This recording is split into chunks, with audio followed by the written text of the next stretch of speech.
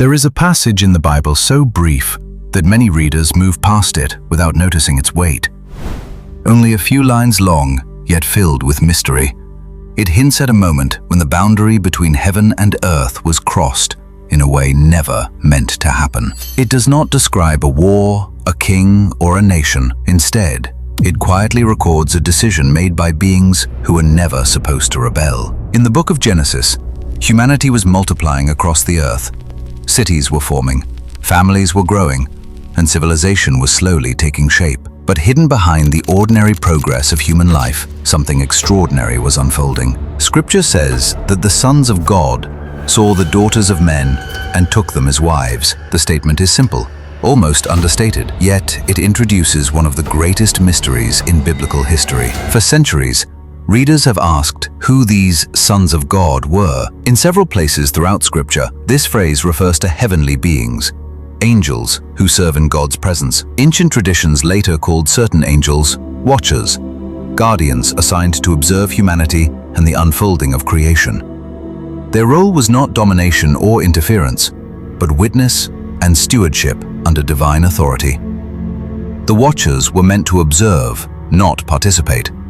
They were created with power and knowledge far beyond humanity, yet they existed within boundaries established by God. Those limits preserved order between heaven and earth. But according to ancient interpretations, some among them became fascinated with humanity itself. Humans possessed something unique: mortality, growth, emotion, and freedom shaped by struggle. Where angels existed in stability, humanity lived in change. What began as observation slowly turned into desire, and desire eventually became rebellion. A group of watchers chose to abandon their appointed place. They descended to earth, crossing a line that had never been crossed before. This was not an accident or misunderstanding.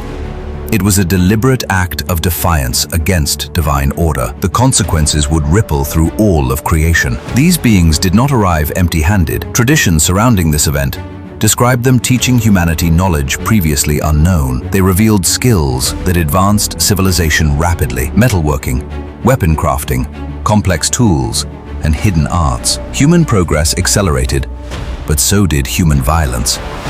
Knowledge itself was not evil, yet knowledge separated from wisdom became dangerous. Weapons spread conflict. Power magnified pride. Humanity gained abilities faster than it gained moral maturity. The world began changing at a pace it was not prepared to handle. As relationships formed between these rebellious beings and humanity, the result was something unprecedented. Their offspring were described as mighty figures, remembered as the Nephilim, beings of unusual strength and reputation. Stories of giants and heroes echoed across ancient cultures, preserving faint memories of a time when the natural order seemed distorted. But the giants themselves were not the deepest problem. They were only the visible sign of a deeper spiritual crisis. The true issue was rebellion, a refusal to remain within the structure God had created. The harmony between heaven and earth was breaking apart. Scripture describes humanity's condition worsening rapidly. Violence filled the earth. Corruption spread through societies. What began as curiosity and fascination grew into chaos and moral collapse.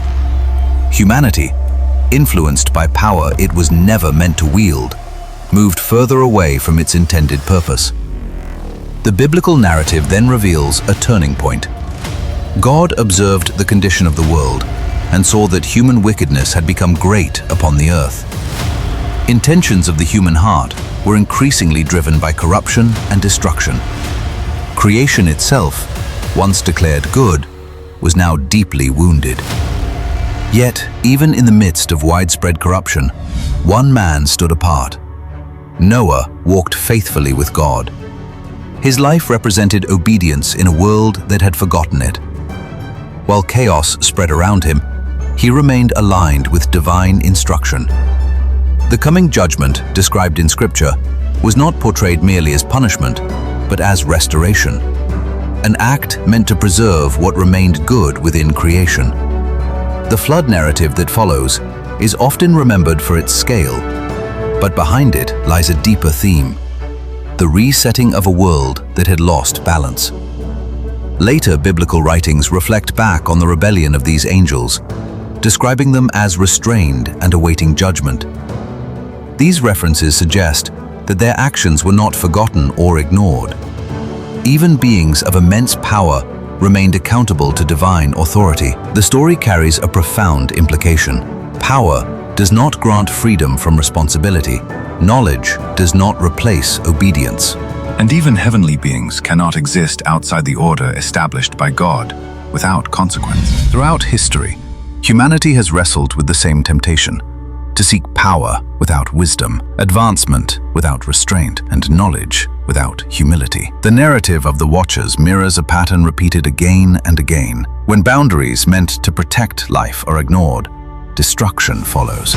The mystery surrounding the Watchers continues to fascinate readers because it touches on questions larger than history itself. Why were such boundaries necessary? What does it mean for spiritual and physical realms to intersect? And why does Scripture preserve this story in such brief yet powerful language? Perhaps its brevity is intentional. Rather than explaining every detail, the text invites reflection. It leaves space for awe, reminding readers that not all realities are fully visible or easily understood. The ancient world believed that unseen forces influenced visible events. While modern readers often focus only on human actions, biblical narratives consistently point toward a larger spiritual dimension shaping history. The Watchers represent a moment when that hidden dimension became dangerously entangled with humanity. Their story also reveals something hopeful. Despite rebellion, corruption, and judgment, the biblical narrative continues forward. Humanity is not abandoned. Through Noah, preservation begins. Through covenant, restoration unfolds. And through generations that follow, the story of redemption continues, moving toward its ultimate fulfillment. The lesson embedded within this account is not merely about angels or ancient mysteries. It is about alignment. The understanding that creation thrives when it remains connected to its source. When pride replaces obedience, even great power becomes destructive. Today, the story of the Watchers remains a reminder that unseen choices shape visible outcomes. Civilizations rise and fall not only through external forces, but through the moral decisions made within them. The ancient warning still speaks: wisdom must guide knowledge, and humility must guide strength. The Bible does not dwell long on the Watchers, yet their shadow lingers across its pages. They stand as a cautionary symbol of what happens when beings created for purpose choose independence over harmony with God. And perhaps that is why the passage remains so mysterious. It is less a complete explanation and more a signal, a brief opening into a deeper reality where heaven and earth are connected, where choices carry eternal significance, and where obedience preserves life itself. The story ends not with the Watchers, but with humanity's chance to begin again. After judgment comes renewal. After corruption comes restoration. And through every generation, the question remains the same. Will humanity learn from the past or repeat the rebellion that once reshaped the world?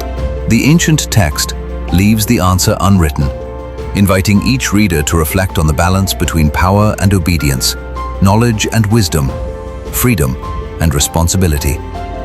Because the greatest conflicts described in Scripture were never only physical battles. They were struggles over allegiance, purpose, and the direction of creation itself.